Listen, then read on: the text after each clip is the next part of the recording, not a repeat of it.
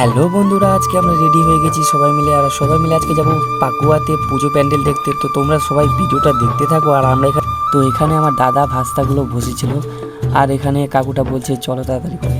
টোটো কিন্তু আমাদের অলরেডি ছেড়ে দিয়েছে, আমরা এখন যাচ্ছি পাকুয়াতে। তো তোমাদেরকে দেখাবো, পুরো ভিডিওটা দেখতে থাকো তোমরা। টোটো থেকে নেমে আমরা সবাই মিলে হাঁটছি, আর একটু সামনেই মায়ের মণ্ডপটা করেছে, তো তোমাদেরকে দেখাচ্ছি। এত সুন্দর হয়েছে বন্ধুরা। এই যে দেখতে পাচ্ছ, এখানে বাবা ভোলেনাথের স্ট্যাচু, উপরে একদম টপে বাবা ভোলেনাথের স্ট্যাচু করেছে। এই যে তোমরা দেখতেই পাচ্ছ বন্ধুরা, কত সুন্দর হয়েছে। আর থার্মোকল দিয়ে বাবা ভোলেনাথের ফেসটা করেছে। এবারে তোমাদেরকে ভিতরের দিকটা দেখাই। তো লাইটিং দিয়ে এত সুন্দর ডেকোরেশন করেছে না, কি বলবো, অসাধারণ লাগছে পুরো।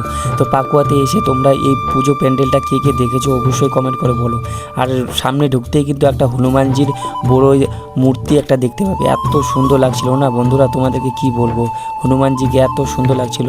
আর এই যে ফুল দিয়ে সাজিয়েছে, তারপরে আমাদের মায়ের সেরা মূর্তিটা এসছে, এত সুন্দর লাগছে না, তোমাদেরকে কি বলবো বন্ধুরা।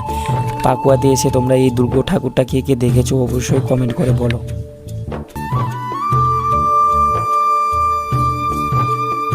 তো তারপর আমরা সোজা চলে যাই মিষ্টির দোকানে গিয়ে আমরা মিষ্টি খাই, সিঙ্গারা খাই।